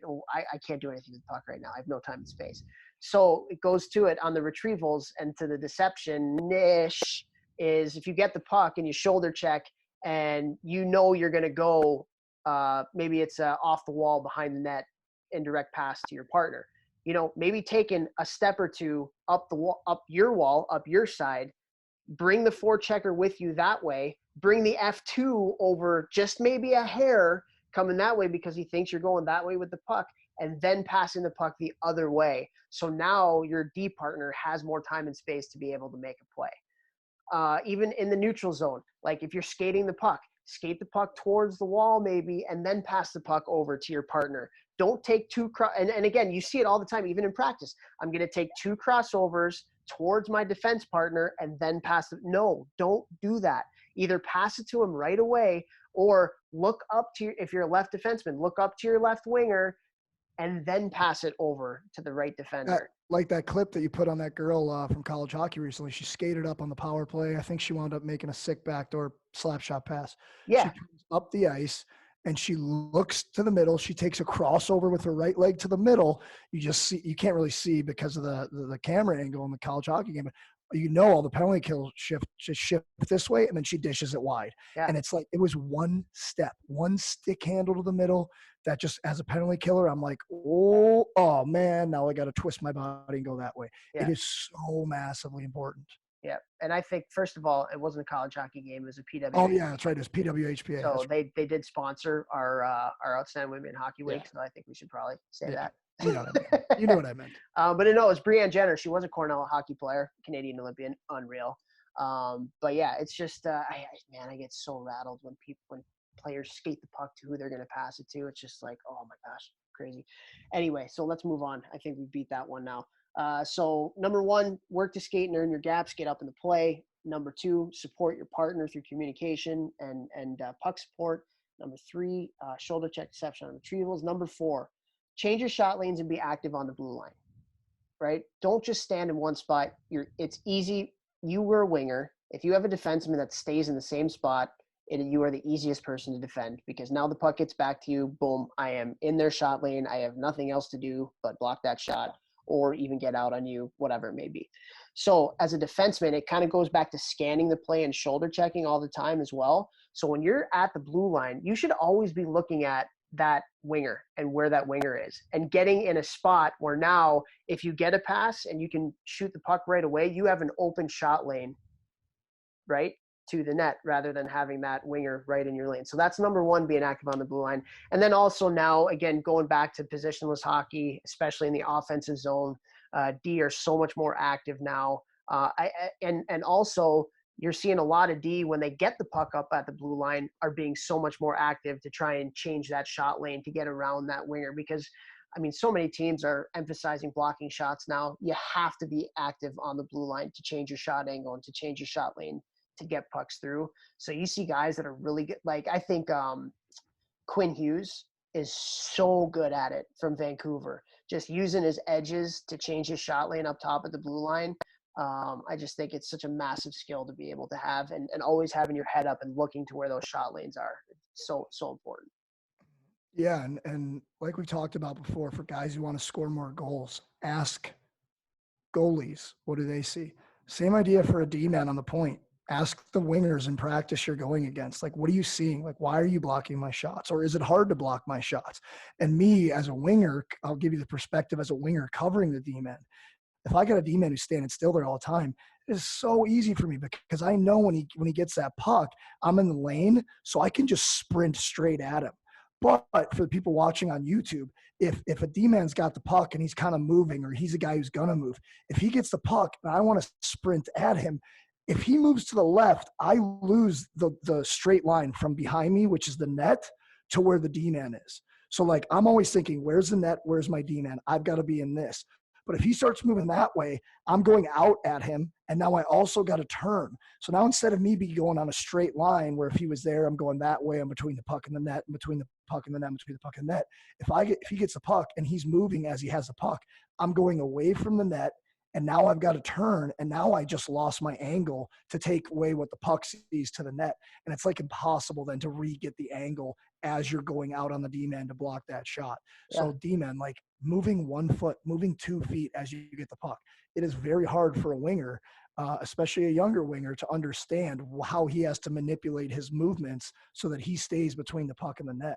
Like you will get so many more shots through by getting some movement and pump fakes. You The pump other, fake. the other thing too, and this is something that Shrimpy talked about when we had him on the podcast when he was talking about the power play, but also this is something that Stan would talk to us all the time about, is your stick has the eyes of the puck, not your eyes. So as a defenseman, recognizing where that winger is in the shot lane, because he might be in your shot lane shin pad on your shin pad, but that means you got a freaking open lane to the net because the puck is on your stick, and your stick is what sees what's going on when you have the puck. So you got 2 feet, you know. You're so happy we're putting one of these on YouTube, aren't you? And you came sleeveless to this. That was an accident. No, I didn't even tell you we were doing. I was in the gym sweating before this. No, I was gonna say I didn't ask you to do this on YouTube until we got on. So, but your stick is the one that has eyes, and even as a defensive player too, understanding that if you're trying to line up your shot lane to take away the shot lane, you have to line up with that player's stick, not with their body. And to go even deeper on that, again, like asking other players, like goaltending coaches, they started using that idea is they put an iPad behind the stick of a shooter in a goalie session, like a goalie coaching session. So they set an iPad behind where the puck is so that they can show the goalie, this is what the puck sees. This is what the puck angle is seeing looking at the net. So it's not what the player sees. It's not the goalie balancing their angle off of the player's body. It's off of the puck. So the same idea, you as a shooter, it's not what I see. It's I have to know what the puck sees from that angle as the guy forechecking the D-man who's trying to shoot it. It's not where is his body. It's where is the puck. I got to be between the puck and the net, not the D-man in the net. I would encourage everyone to like go to YouTube and look up like goalie coaches with iPads. I don't know what you would search, or like my buddy Luke Venker always puts that on Instagram. I think it's 3E goaltending on Instagram. He'll put the video up of what the puck is seeing, and it is way different than what a player is seeing. So guys who are trying to score more goals, look at that, and it'll help you kind of like learn what the puck's seeing versus what you see. Yep, love it. Cool. All right, so that's number 4, and the last one is the same as the last one for the forwards. Make plays. As a defenseman, make plays. Don't be afraid to turn pucks over. A lot of times, again, we're looking at one of the best ways that from a scouting standpoint, I was having a conversation with a guy named Tony Gasparini, who's a coach with LA, or a scout with LA, and he's awesome, really, really good at his job. And he talked to me from a scouting standpoint about watching defenders like you're watching a quarterback. Okay, so most of the defenders, they can make the first read, right? So I'm coming around the net, my right winger's open, I'm going to pass the puck to my right winger. Like that's an easy play for the defender. Okay, but let's say your first option as a quarterback is taken away. So the defender's up on that player. Okay, what can that defenseman do next? Can he find the next best option? So can he, if my winger is covered, can he find the centerman, right? Can he go cross ice and find the left winger? Is it the right play to reverse it back to his defensive partner? So it's like, as a defenseman and as a coach, you have to encourage your players to find that second wave. But a lot of times that's a more dangerous play. If you're putting the puck up the middle, it's a more dangerous play. Might turn the puck over, whatever it may be. But D-men have to have that ability to find that second option if that first option is taken away. I just thought it was a really interesting way of thinking about it. And they've drafted some obviously incredible defensemen in LA over the past 10, 15 years. I just let your kids make plays. They're going to turn pucks over. That's okay. It might end up in the back of your net at some point. But again, go back to it. As a coach, you should be evaluated on how much better our players are in April than they were in September. And so if they're turning pucks over in September, but they're making those plays now in April that they weren't able to, you just made a player better, and you've just given that kid a better option to get to the next level. Make plays. And defensively make plays too. Like, don't just sit back and be a passenger defensively. Like, be aggressive on people. Get up on your gaps. That's another thing. We got to encourage our defensemen to get up on their gaps. That's making a defensive play. Just staying back because that's the easy thing to do is not going to make you a better hockey player. Make plays defensively, have your stick down and engage players in the corner. Don't just stand in front of the net and take the middle away. Get up on your gaps in the neutral zone, on the forecheck. That to me, that's making plays too. It's not just the offensive side of things, it's the defensive being engaged as well. Totally agree. Totally agree. I really hope parents listen to what you just said about how to gauge how a coach does. It's not about wins and losses for youth hockey. It's did each individual kid get better throughout the year from start to finish, and then the team also. But but at the same time, it is about wins and losses because your team is going to be better when the games are more they're going to win when that stuff happens. They're going to win. That's but if you're focusing on wins in September, calm down. This is youth hockey. We just want the kids to get better by the end. And then when they do that, then the wins also happen to follow. Yeah, for sure. Anyways, okay. So we've gone through 4 of the 5 team offensive habits, team defensive habits, forward position habits, defense position habits, and now we're going to go to attitude habits. Because I think these might be the most important things because the way that your mindset is as a player is going to determine your confidence, is going to determine how you play. And when you have the right attitude and the mindset going into a practice, going into a game, it's going to make you that much better as a player. It's going to make your team that much better as a team. So your attitude is not something that you can turn on and off. It's not. You can't turn on and off your compete level. You can't turn on and off your communication and your energy levels. It's something you have to do all the time in your preparation and being consistent in your attitude and your mindset. So we have 5 things for this now. The first one is competitiveness. And we've talked about this at length, but I think it's from an attitude standpoint, a mindset standpoint. Again, I look at this through my scouting lens. I am not recruiting or scouting anybody that doesn't have a high-end compete level. Just not going to do it. Compete level to me, and again, we've defined it. It's not grit your teeth, run people, be physical throughout the wall. It's showing a passion for the game, being hard to play against, wanting to win your one-on-one battles, wanting to win your one-on-one races. That's if you're a scorer, wanting to score every time the puck gets on your stick. That's how competitive comes out. And you have to have that consistent competitiveness from an attitude mindset standpoint if you want to be a great player. And from a team standpoint, you have to have a team competitiveness if you want to have a great team and a fun team. Yeah, it's fun. Again, this is hilarious. I'll bring up another Hastings quote. Just call this the Hastings episode. But I remember him always being because we fought in practice all the time, which that was a different time. So obviously you can't compare apples to oranges. But it was if you're gonna fight your brother, what are you gonna do to your enemy? If you're willing to fight your brothers, if you're willing to battle your brothers day in and day out, what are you guys gonna do when you're together on the same team and you're going against the opponent, the enemy, the other team you're playing that night? How much harder are you going to go against them after you beat each other up and you survived it and you got stronger together? So I love competing, and are you going to run faster on your own, or are you going to run faster when somebody's chasing you? You're going to run faster when someone's chasing you. No doubt about it. 10 out of 10, 100 out of 100. And that's competing. So, competing is the basis of everything I want to do every single day. I want people to push me to be better than I thought I could be.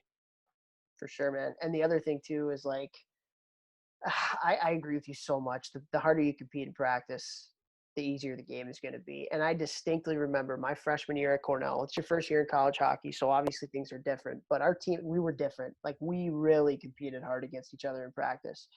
And I remember at some point during the first month of the season being in a game, this is legitimately easy. This is legitimately easy. And we had, quite a few guys that were NHL draft picks, quite a few guys that went on to play in the NHL and play pro hockey. And we competed so hard. I'll never forget our first skate as a team without the coaches, because the coaches can't get on the ice with you till later on when you're in college.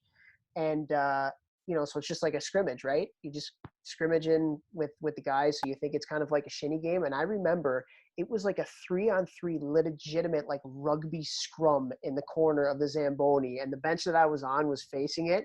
And then another couple guys on the bench were yeah, get up. And I'm whoa. but it was just, that's who we were. And we were number one in the country going to the NCAA tournament. We were a goal away from the Frozen Four. We won the ECAC championship that year. This is on YouTube. People can see that. I forgot. I totally forgot. But dude, like that was the reason why. I mean, that was the reason why. I'm messing with you. I know. Totally. But I just, you can find that consistent competitiveness in practice, man. I mean, it makes you so much better as a player. And we've talked about it too. Like, if you're not competing and you're not bringing your all in practice, to me, that is one of the most selfish things you can do as a player, because you're not making your teammates better. Well, you know what I think about? Think about when you go out there and you play in a team with a goalie who doesn't really try. Oh. And they're just standing up the whole practice. It is so selfish. And I absolutely hate that. Obviously, if they're injured or something, yeah, totally. But like, just talking about normal, the goalies who just think they're so sweet and they don't got to try. Everyone in practice hates them. No one wants to shoot on that guy. And then I'll start a fight, because I'll start shooting at his throat every shot. And I'll tell my guys, hey, boys, hit him in the head. Hit him in the head. Let's rip it at his head. If he's not going to try, F this guy. Let's go. And then I wind up fighting. From the other standpoint, when you get to junior hockey or you get to college hockey, now you got 3 goalies on your roster. Or maybe not junior hockey. They carry 2. I think they just carry 2 now.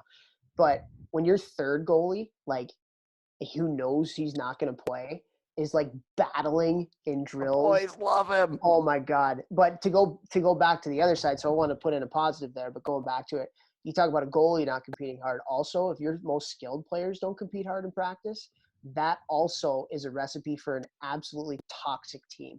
Like, if your best players are dogs in practice, especially if the coach doesn't hold that person accountable and doesn't bench them or put them in the stands or whatever it may be, you have no chance of winning.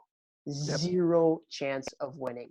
Like, your best players have to be your most bought in from a compete standpoint. Look at Crosby. Why has Crosby won so many cups? Why is Taves winning so many cups? Like Ovechkin finally got it. Like, he understands what that means now, and he won a cup.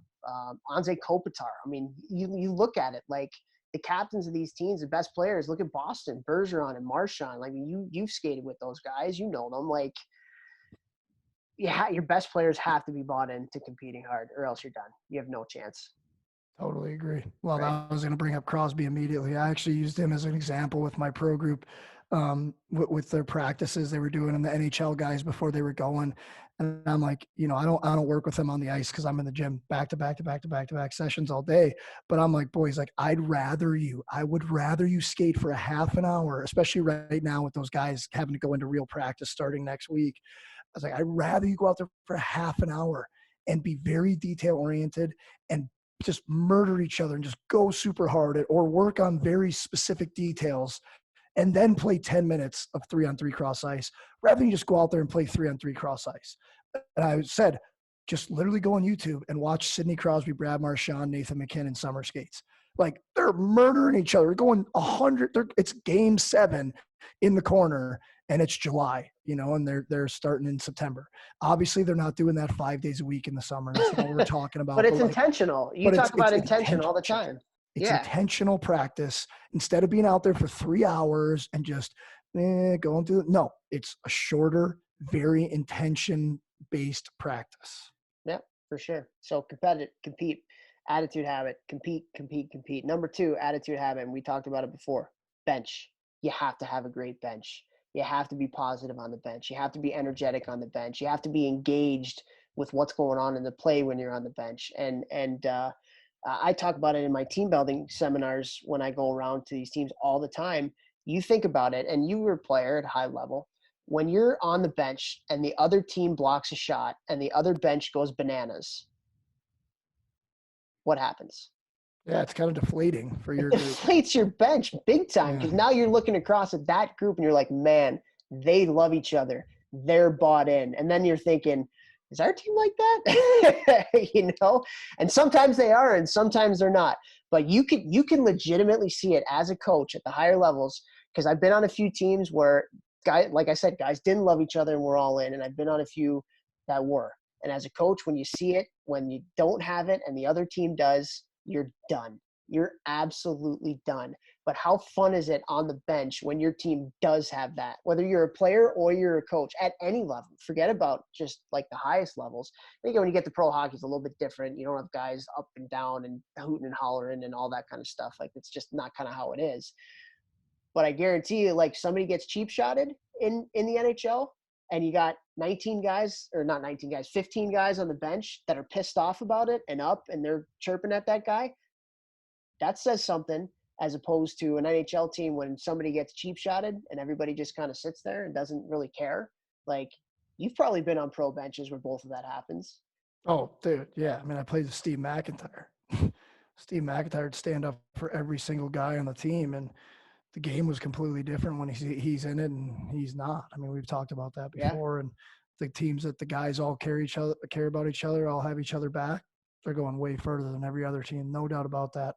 Yeah, and I think the bench is such a microcosm of your entire culture as a team. I think teams that are bought in, I think teams that are that again that have that love for each other, they, as a byproduct, typically have a great bench. And the teams that don't, they don't. And you can see it.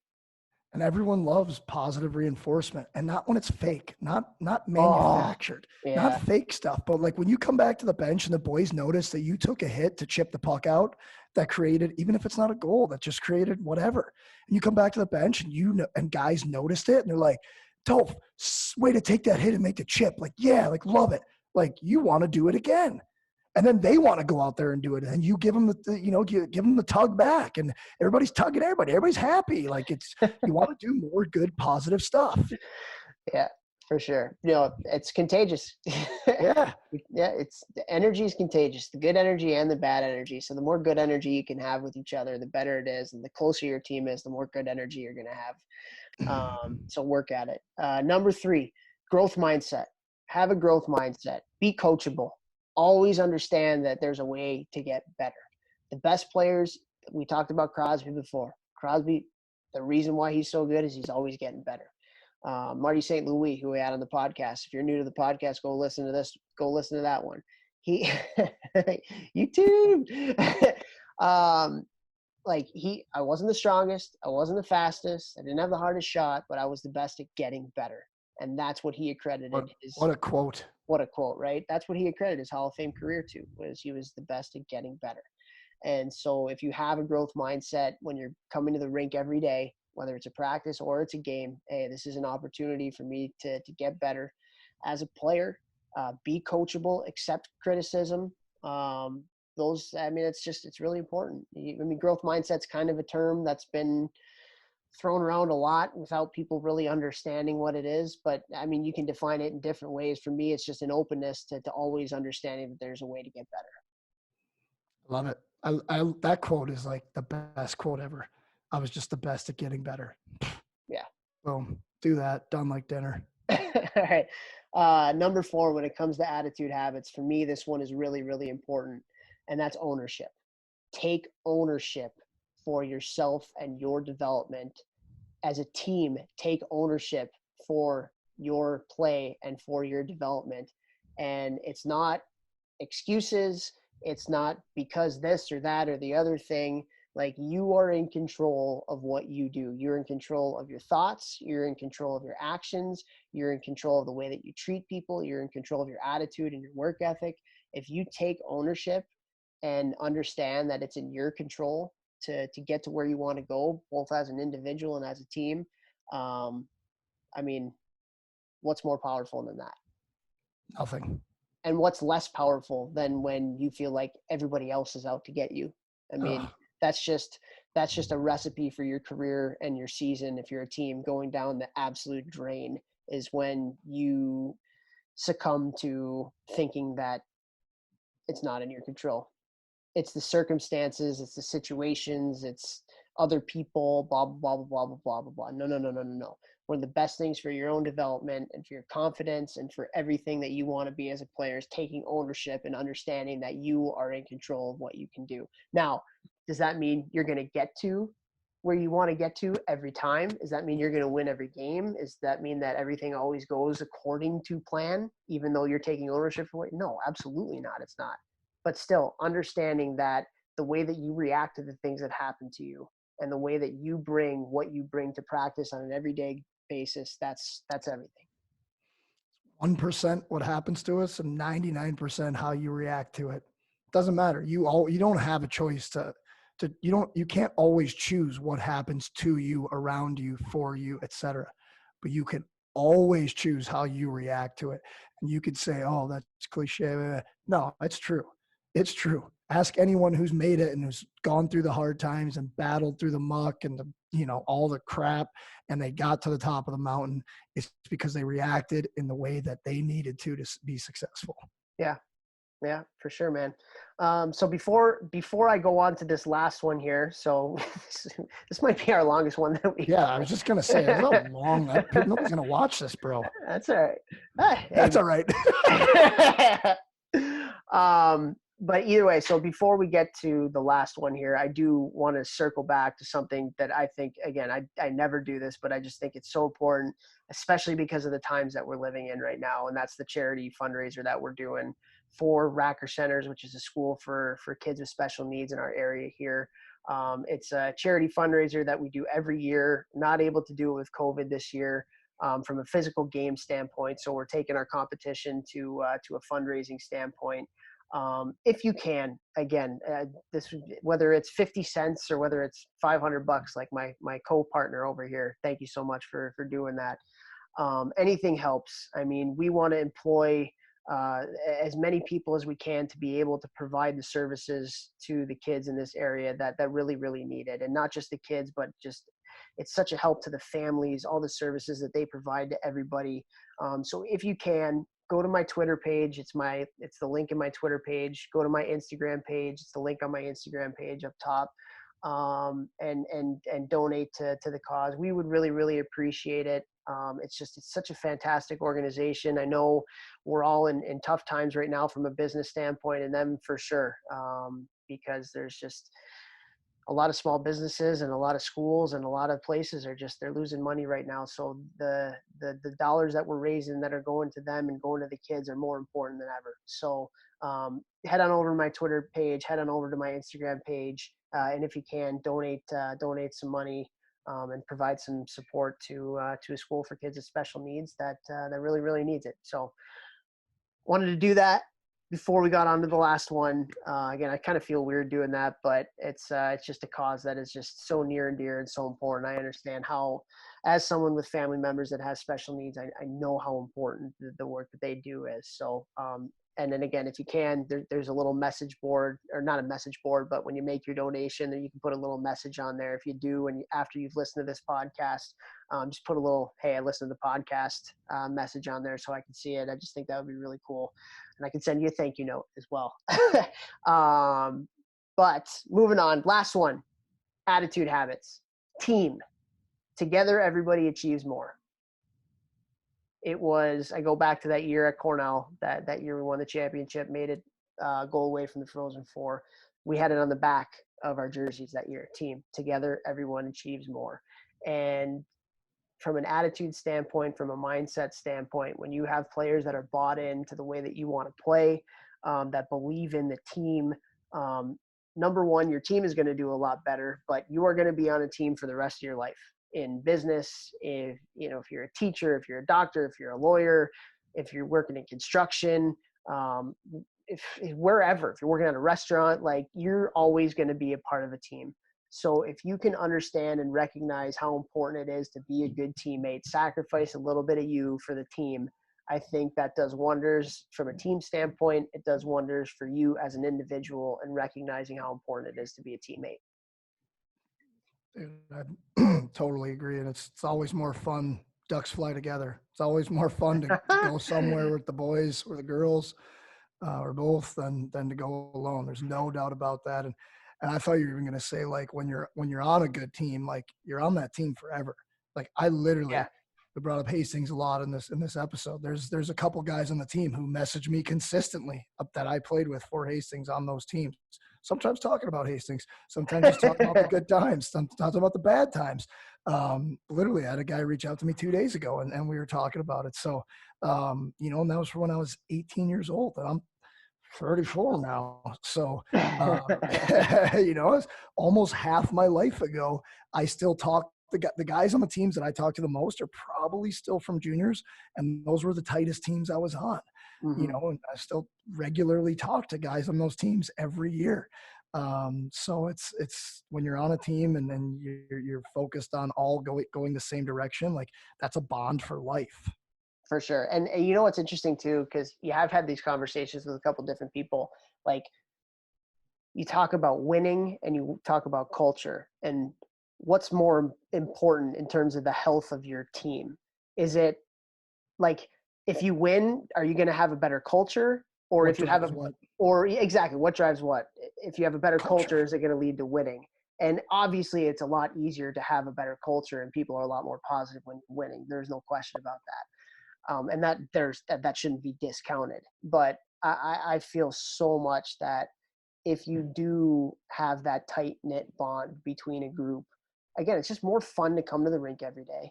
When it's more fun to come to the rink every day, you're going to get better. You're going to compete harder against each other, because you're all in it together. When you're bought into the systems and you're bought into a way of playing and a style of play, you're going to win more hockey games. So it just, again, it goes a little bit more towards focusing on the journey. The journey produces the result. The results matter in terms of the health of the team, but yeah, like when everybody's sacrificing, when everybody's in for it. And I love the quote they talk about on Chicklets all the time. Like for Crosby, he talks about how he took less money to make sure that the team could be better, but it only matters if everybody takes less money. Like if he's the only one that takes less money, then doesn't really matter. He's only one person. And so it just, I mean, that just leads those kinds of things, the sacrificing a little bit of you for the betterment of your team. It's when your leaders are doing that, especially, and your best players are doing that, especially, it breeds a great culture, which will breed wins. Yeah, I mean, you elevate yourself to elevate everyone else, and even like talking about culture driving wins. Like if you're on a team that's just not good, sometimes it happens. Sometimes you have a team that's not good. The talent's not there. Whatever the level, it happens at all levels.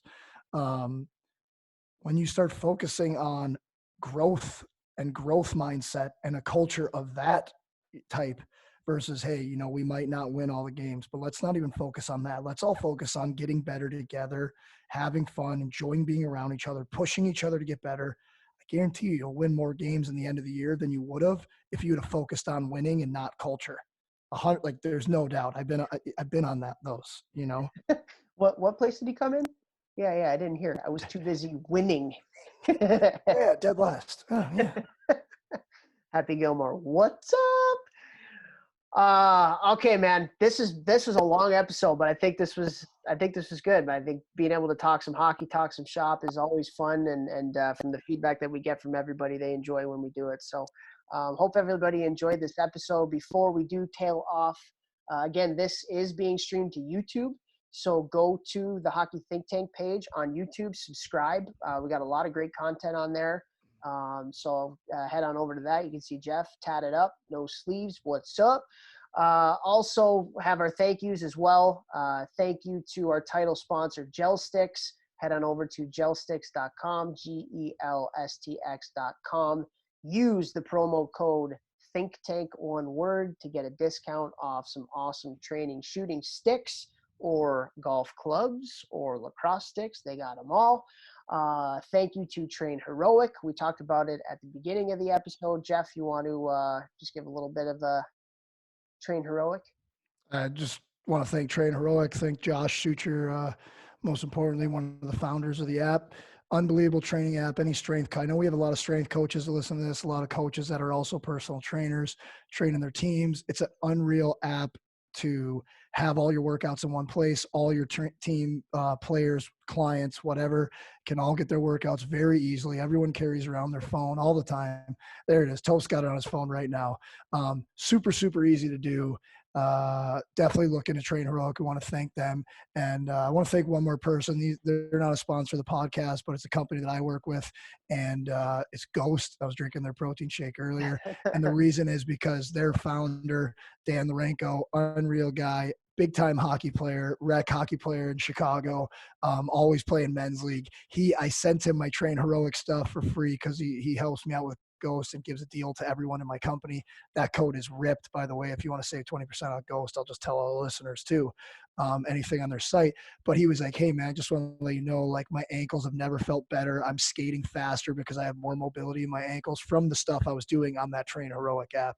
So I thought that was really cool. And he took care of me during COVID, when my gym was closed and I wasn't making any money, and sent me some subs. And he's like, you're fam, man, like anything I can do for you. So just really cool. And that's just another example of, I never even met him, just talked to him through texting and stuff. And he's a hockey guy through and through, and he's there to help another hockey guy. So just the hockey world is very cool. So I want to thank Dan and also Ghost for doing that. They're really good people there, and they have a very cool culture with their company too. So again, it's kind of full circle. Like these companies that have good cultures are also successful companies. So it's just like what you learn in hockey, you're going to use later in life, like Dan is. So thank you, Dan and Ghost.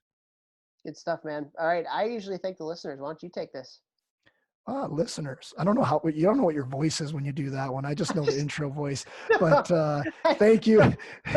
Thank you. I don't know if you have I know your intro voice. I don't know if you have an outro voice, but it's authentic. No, I know it I is. mean it. I know it, dude. 100% most authentic MFer I know. But I just want to say thank you. We want to say thank you to all listeners. This is so cool, and we're trying to help you guys in any way we can, and keep liking and sharing. I mean, there's nothing cooler for me than going on Twitter or Instagram and seeing that someone that I don't know shared an episode of ours. Like that is such a source of pride for me. And I know it's the same for Topher. We spend a lot of time doing this. I'm working 62-hour weeks right now, every week. And I make time to do this so that we can try and help people the way that Toph and I wish that we were helped when we were coming up, whether it's for coaches, players, or parents. So when you share that stuff or you leave us a review, whether it's positive or negative, just helping us so that we can be better to help you be better, it's very cool. So I just want to thank you all for that. Thank you all for listening and sharing and spreading the stuff that we're trying to spread. We love you all, and thank you very much. We love you guys, and we will see you next week. And Vex, we will see you at another time. All right. Goodbye.